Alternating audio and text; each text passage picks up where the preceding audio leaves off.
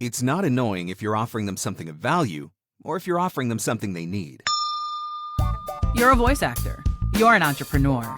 You're a VOPRENEUR. Welcome to the Everyday VOPRENEUR podcast, your guide through the business of voiceover. Your number one marketing tool is your voiceover demos. When you're posting them online, you want to be sure they're playable on any device and with any browser. The VoiceZam player does exactly that. Sign up at msvo.me/msvoicezam and receive 3 months of VoiceZam for the price of one. Sign up now at msvo.me/msvoicezam. The VOPRENEUR podcast. Hey, it doesn't suck. Not as funny as Conan. Not as cute as Seth Meyers. Not as smart as Colbert. But he's one of us, and that counts for something. Here's Mark Scott, the original Everyday VOPRENEUR. Hey, what's up? Welcome to another episode of the Everyday VOpreneur podcast, your guide through the business of voiceover. Every week, I try to throw out an episode that is going to give you some practical, actionable advice that you can put towards growing your voiceover business, not from the performance standpoint, but from the actual business and marketing and entrepreneurial standpoint. Voiceover, entrepreneur, VOpreneur. I'm Mark Scott. So glad to have you on the episode today, and thank you so much for listening. Remember, if you subscribe, you're never going to miss one of these podcast episodes ever again, and you can listen anywhere fine podcasts are given away for free, including Apple Podcasts, Google Play, Spotify, Stitcher, and Podbean. And of course, you can hear any episode anytime at VOPRENEUR.com. Go back and listen to them all. What I want to talk to you about today is a really important subject because I think that it is the key, or at least one of the keys, to successful marketing as a voice actor. The reality is, it's not always about the best voice getting the job. Not necessarily. Sometimes it's just about the voice that's available. Sometimes it's just about the person that they're thinking about in that moment. Hey, we need to get this done, and we need a male voice. And you know what? Mark was talking to us the other day. Let's just reach out to Mark so we can get this done quickly. Sometimes that's really what it's about. Which means that from a marketing standpoint, we're talking about touches. Now, you'll hear me use this term a lot when I talk about marketing, and it's a term that you do need to be familiar with, but let me just be clear right out of the gate. It has nothing to do with getting physical. We're definitely not talking about that kind of touch. When I say the word touch and use it in this context, what I'm talking about is ways to keep connected periodically with your voiceover leads, with your voiceover prospects, and with those clients. This is what you are going to do in order to keep yourself top of mind with the people who are potentially going to hire you, or especially with the people who have hired you in the past. So when it's time for them to book their next voiceover recording, you want to be the first name that they're thinking of. Sometimes people don't have the opportunity or the time to go through a lengthy casting process. Sometimes it's a pain in the butt for them to throw the job up on a casting site and listen to hundreds of auditions. Maybe they even keep an active roster of talent on their own, but they don't always have time to reach out to that active roster and request a bunch of auditions. So sometimes they really just need to book somebody because they need to do it now, and you want to be the person that they are thinking of when that opportunity comes, because not only do you do great work and you're very quick to respond and you're easy to work with, but because you're the one they're thinking about. So that means that you have to find ways to stay top of mind, which means you're going to have to be reaching out to these people more than once a year or once every 2 years or once every 3 years. And I know when you hear me say it that way, it probably sounds really stupid and obvious, but at the same time, I challenge all of you listening to this episode right now to look back through your database and see how many people are in that database that you haven't connected with in more than 6 months. How many people are in that database that you haven't connected with in more than 8 months? How many people are in that database that you haven't connected with in more than a year? How many of them are clients? Because if you have clients in your database that you haven't connected with in more than 6 months, I promise you, you are leaving money on the table. Everybody in your database, whether they are a lead or a prospect or a client, should have been contacted within the last 6 to 12 months at the very least. It really should be more often than that. And just to be clear, by the way, for those that maybe aren't quite as familiar with how I use the term lead, prospect, and client, a lead is somebody that is in your database that maybe you haven't reached out to yet, or maybe you have reached out to, but you haven't had a conversation with them yet. And this is just my own personal classification, but it does work. So that's a lead. A prospect is somebody that you've reached out to and you've had some sort of positive interaction with. So maybe you sent them an email and they said, you know what, we really like your demos, or we'd like to add you to our roster. Or maybe it's somebody who reached out to you through your website and asked you for a quote or asked you to audition for a job. Maybe it's somebody you met at a local networking event and they said that they were very much interested in having a conversation with you or very interested in working with you. Any kind of positive interaction, I consider them at that point to be graduated from a lead to a prospect. And then a client, well, I think that pretty much speaks for itself. So those are the classifications that I use. So in case you hear me tossing those terms around and you're not 100% sure what I'm referencing, that's what I'm talking about. So the question then becomes, and this is one of the most asked questions in the voiceover industry when it comes to marketing: how do I do this without being annoying? Am I right? Am I inside your head right now? Is that exactly what you're thinking? How do I stay top of mind with these people without being annoying? Now, the thing that you may not realize about that question is it's actually a fear-based question. Your fear is that if you reach out to them too many times, or if you reach out to them in the wrong way, you're going to get blacklisted and they're never going to work with you. And I'm not really sure where this fear originated, but it is absolutely what people think. So voice actors are constantly trying to determine, how do I reach out without being annoying? And most of the time, they decide that it's not even possible to reach out without being annoying. And that is exactly why you have people in your database right now, as you're listening to this episode, that have not been contacted in 6 months or greater. So that's a problem. It's a problem that we need to address. So let's talk about that elephant in the room. The notion that by reaching out to people, you're annoying them. If you're going into your marketing efforts with that kind of mindset, it's never going to pay off, because chances are you're not even going to do the marketing in the first place, which I think is where some of you are probably at right now. Because of that fear of being annoying, you just haven't done anything. So you're just sitting back, waiting, and hoping that the work will find you. Or you've become reliant on casting sites or agents or other forms of getting voiceover work, and you just haven't actively done your own marketing. That's a problem. The other challenge with this mindset is that it can keep you from doing your marketing completely in general.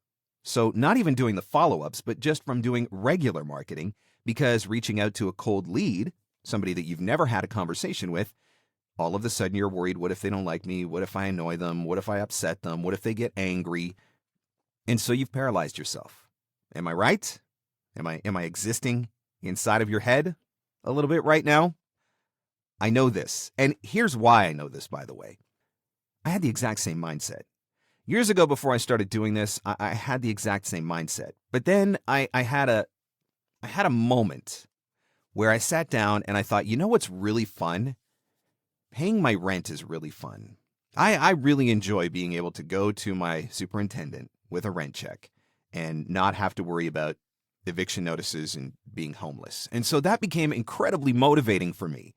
And when I decided that paying my rent was more important to me than worrying about whether or not I might upset a stranger by sending them an email, well, then I just went ahead and sent the emails. And when I say it that way, you're probably thinking that sounds utterly ridiculous. And you're right, it does sound utterly ridiculous, but it is a fear that we all have. I've had it myself, and I've overcome it. What is the absolute worst, like thermonuclear situation that could happen by sending an email to somebody that you've never had contact with before? They don't write you back? Is that going to be the end of your life?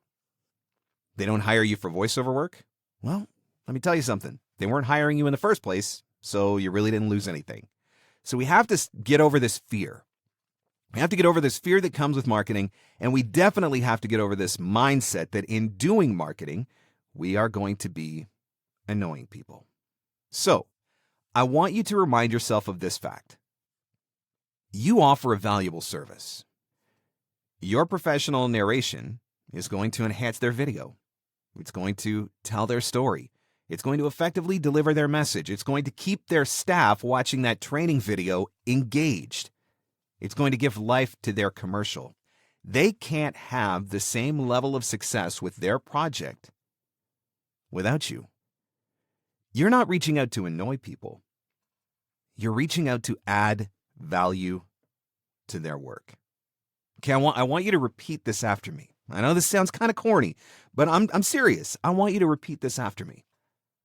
I'm not reaching out to annoy people. I'm reaching out to add value to their work. Now, not only do I want you to repeat that after me, I want you to write that one down on a Post-it note, and I want you to stick it to the corner of your computer monitor so that the next time that you start to have self-doubt about marketing, the next time that those fears start to creep up on you, the next time that you start to use those excuses as a reason for not doing it, I want you to read that statement and shift your perspective. I'm not reaching out to annoy people. I'm reaching out to add value to their work. This is fact. And now that we have cleared up that little misconception, let's move on to the really good stuff. So, the key to making effective marketing touches is to remember that it's not about constantly selling or pitching. And I think that's where a lot of voice actors fall short. What I mean by this is you can't just write a post that says, hey, I'm a professional voice actor, and you can listen to my demos and hire me at markscottvoiceover.com, and then schedule that post to go out on Twitter a bunch of times, and on LinkedIn a bunch of times, and on Facebook a bunch of times, and on Instagram a bunch of times. That's not how it works. Okay? So the purpose of this episode is for following up with people who are already in your database, right? This episode is all about the follow-up. It's about making those touches that's going to keep you top of mind. So we are assuming at this point that they already know who you are and what you do. They know that you are a voice actor. So your objective is not necessarily to sell them. Your objective is just to gently remind them from time to time that you're here and that you're available if they need you. So with that in mind, I want to give you a few different ways that you can do this that are really, really easy. This is by no means a comprehensive list, but I think in hearing some of the ones that I suggest, it's going to trigger you to some things that you could probably start doing right now. The first and the easiest one, the one that has the absolute most effectiveness for me, is the vacation notice. So if you are getting ready to travel at any time during the year, by sending out an email to all of your existing clients, letting them know, hey, I'm going to be traveling from such and such a date to such and such a date inclusively, and I want to make sure that I don't miss any of your projects while I'm away. So in order to help you keep your timelines, I wanted you to know, and I'd like to be able to schedule with you before I leave so we can get things done. So in writing an email in that context, you're making it about them, even though it's your vacation, but you're clearly stating that I want to meet your needs before I go away. I don't want my vacation to mess up your deadlines. And so it's very important that you word it the right way. But I will send an email like that out sometimes between 4 and 6 weeks before I'm ready to go. And then I will send a secondary reminder, usually about 2 weeks before I go. And every single time, that results in work. One of the big jokes in the voiceover industry is if you're in a dry spell, book yourself out. As soon as you book yourself out, the work will come. And that's why we all take travel rigs with us whenever we go. And that's why there are so many pictures of hotel pillow forts on all the different social media groups, because we know this to be true. In fact, I have heard other voice actors say, you know what, book yourself out even if you're not actually going anywhere, just because it can generate work. Or I've heard people say, book yourself out for 2 days, just go away for a night, just for the heck of it, not because you actually needed to, but just so that you have an excuse to book yourself out with your clients, just so that new work and opportunity can come, because it gives you a really convenient reason to reach out to them. I'm not saying that you need to do that, but I can absolutely see how it works. But the thing that you need to know about this one is it's not annoying because it's offering value to the lead, to the prospect, or the client. It's giving them a heads up so that they can get their project done before you go, rather than leaving them stuck waiting for your return, or putting them in a position where you have to record audio from a hotel, for example, and maybe it's not going to sound as good, or maybe it's not going to sound the same as other projects that you have done in the past. Or, worse yet, you put them in a position where they have to book another voice actor because they needed to get it done and you just weren't able to do it for them. So giving them that heads up that you're going to be going away actually offers a lot of value to them. It's not necessarily that you're reaching out and begging for work. You're reaching out and saying, hey, I don't want to put you in a tight spot because I'm going to be gone. Is there any way that I can help you before I leave? Really smart way to do it. And this doesn't just count for vacations. I'll send notices like this on major holidays as well. So U.S. Thanksgiving is coming up. You guys are taking a long weekend. Maybe you're going to be going and doing some Black Friday shopping. Maybe you're going to be out of the office for a few days because you're going to visit family and you're traveling over Thanksgiving. It's one of the busiest travel times of the year. So taking that as an opportunity to reach out to your clients now, as soon as this episode's done, write that email. Let them know that you are going to be away for a few days. Give them the dates and let them know that you're happy to take care of things before you have to go.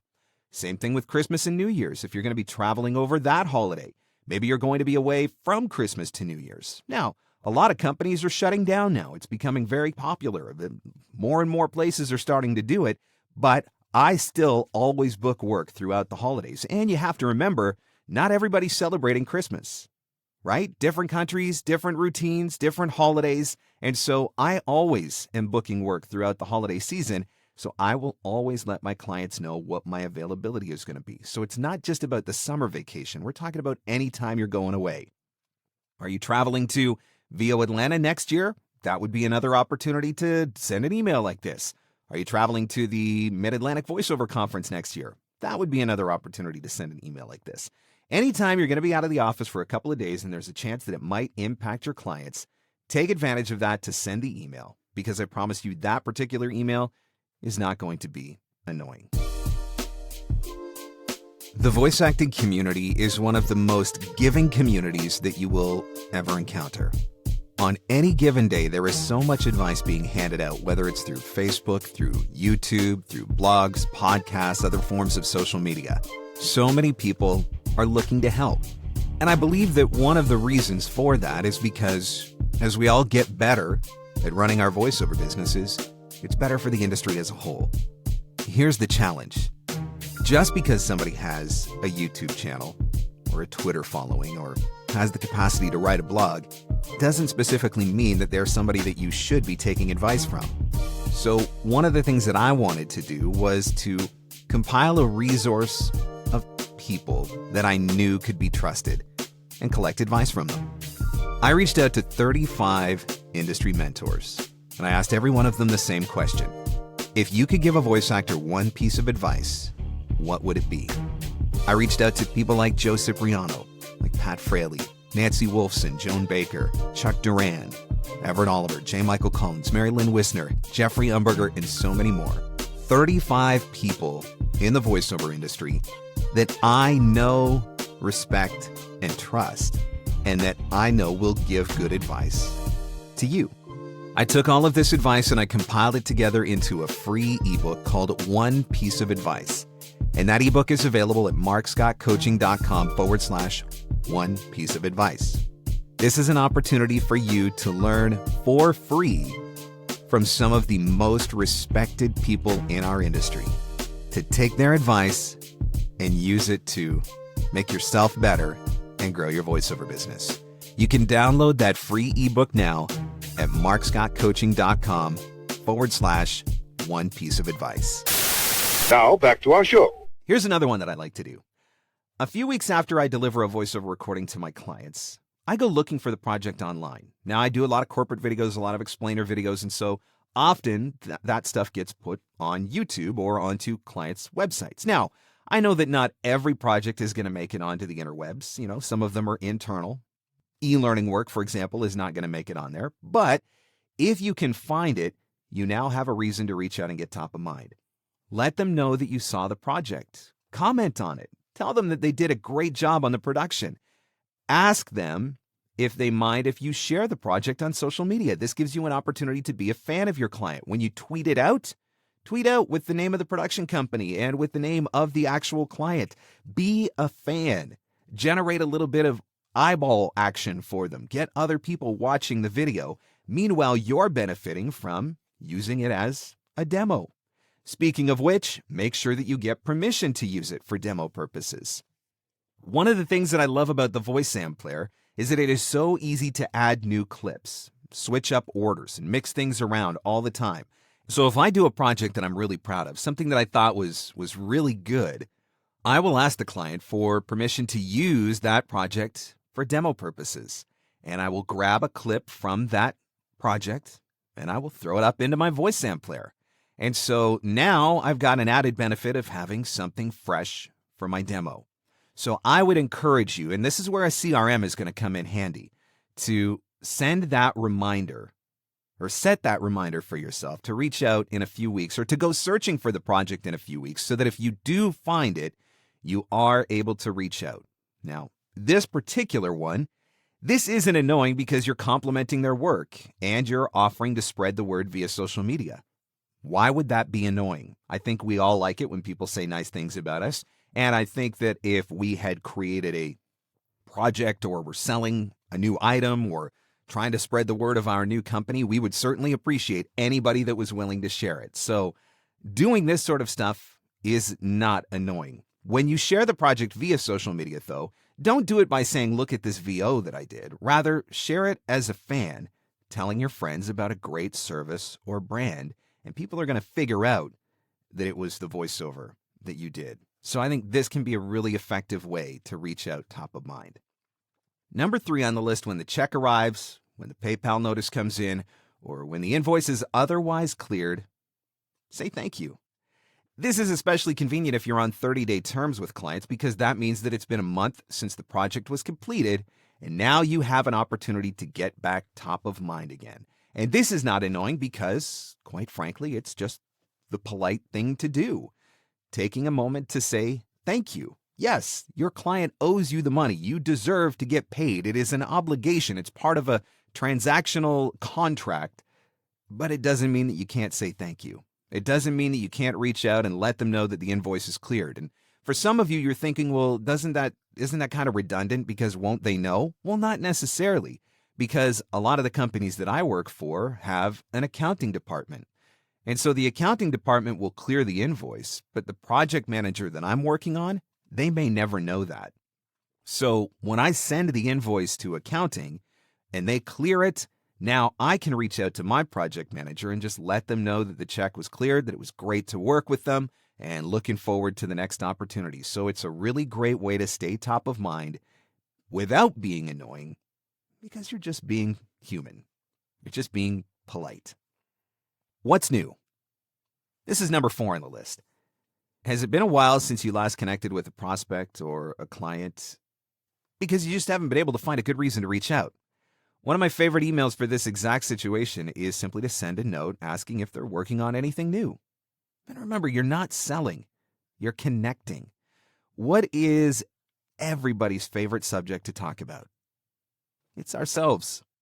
So if you reach out to them and give them an opportunity to talk about themselves and about their work, which is usually something that they're passionate about, particularly in the creative industry, that is not going to be annoying. It's a really smart way to get yourself top of mind while simultaneously finding out what kind of stuff they're working on. Maybe they're going to write you back and they're going to say, hey, I'm working on this and this and this and this, and great to hear from you. And maybe you're going to write them back and say, would love to have the opportunity to do some more work with you. Or if you're looking for a specific type of voice, let me know and I'm happy to make some referrals for you. So you're now throwing in an additional value add. These things are not annoying because you're showing interest in your client or your lead or your prospect. You're showing interest in your work. Let's be honest, everybody loves to talk about the cool stuff that they're working on, and it potentially gives you an opportunity to throw in a value add service like making a referral. So this is a really, really good one, a really easy way to stay top of mind. And then the last one that I have on the list for this particular episode anyway is get social with them. You should be connected with your leads, with your prospects, and with your clients on social media. And if you haven't done it yet, I would strongly encourage you to go back and listen to last week's episode of the podcast. So last week's episode was number 35, and it's called How to Build Your Social Networks. And this talks about being very strategic about building your social network so that you've got the right people to get connected with. And that goes in line with tip number 5, which is getting social with them. Making sure that your leads, your prospects, and your clients are making up your social networks so that you can see what they're sharing and that you can engage with them. So if they shared something on Twitter, reply. If they posted something on Facebook, leave a comment. If they wrote an article or shared an article on LinkedIn, comment or share it. All of these social triggers are simple, effective ways to bring yourself top of mind. And this is not annoying because this is exactly how social media works. Social media was created for engagement. One of the things I want you to remember, though, what stands out to you more? A like on Instagram or a comment on Instagram? A like on Facebook or a comment on Facebook? The comments are always going to stand out more, and the comments are always going to open the door to further engagement and conversation. So as you are connecting and getting social with your leads, with your prospects and your clients, don't just click the like button because it's easy, but actually take the time to leave a comment and get engaged with them. Okay? That's what's going to make the difference. That's what's going to start the conversations. So, all of these 5 tips offer you convenient ways to get yourself back in front of your prospects and your clients, and none of them involve selling, pitching, or anything really that is annoying. These are relationship building techniques, and they all add value, and they all serve a purpose. The most important thing that you can do as a voice actor is to grow your database and convert leads to prospects and prospects to clients. And you're going to do that by making the touches every week. This is something that needs to happen. Just like you consider it essential to jump into the studio in the morning and knock out any auditions that have come in through the night or any audition opportunities that are existing on that particular day, this needs to be part of that routine. The marketing needs to be part of that routine. And having a CRM in place and holding yourself accountable to doing it, that's going to be the difference maker. I have said for years that the success is in the follow-up. Quite frankly, your business and the continued growth of your business is dependent upon you doing some of these things. Now, there are 1,000 different ways that you can follow up and stay top of mind with your leads, your prospects, and your clients without being annoying, but these are 5 that are really, really easy. They're 5 that every one of us can do and on any given day just about. So let's recap quickly. The vacation notice is really important, but remember that when you're sending that vacation notice, that you're sending it so that it's written to their benefit. It's not just about, hey, I'm going on vacation and it's going to be exciting and I'm going to Hawaii and I'm going to sit on the beach. No. Not like that. It's, hey, I'm going to be away for a few days and I don't want to mess up any timelines. So if you've got any projects that are coming up, I'd love to be able to get those completed for you before I go so that everything can stay on track for you. Writing it to make it about them. Setting a reminder in your CRM to look for the project a few weeks after it's been completed, maybe 6 weeks later. You're going to look for that project online, and if you find it, you're going to ask for permission to share it on social media. You're going to ask for permission to use it for demo purposes, and when you share it, remember it's not, hey, look at me. It's, hey, look at them and the work that they did. Saying thank you when payment arrives, just because it's the polite thing to do.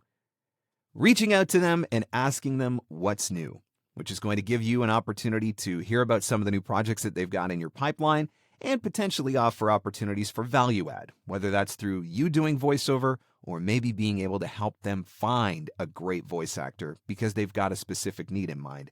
And then making sure that you are staying connected with them on social. Engage with them because that is what social media was designed for. If you are doing any and all of these things, you are going to keep yourself top of mind. You're going to build the relationship. You're going to be the voice actor that they are thinking about when they are thinking about hiring a voice actor. And you're going to do all of it without being annoying, which is really important. Get over that fear and do what needs to be done. Do what you have to do to grow your voiceover business. Thanks so much for checking out another episode of the podcast. I truly do appreciate it. Remember that you can subscribe wherever fine podcasts are given away for free. including Apple Podcasts, Google Play, Spotify, Stitcher, and Podbean.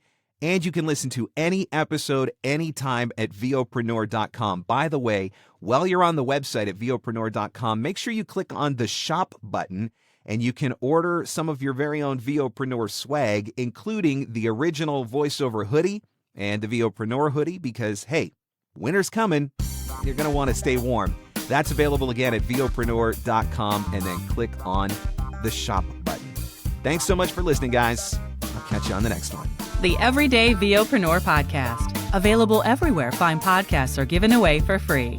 Mostly, we think. Your number one marketing tool is your voiceover demos. When you're posting them online, you want to be sure they're playable on any device and with any browser.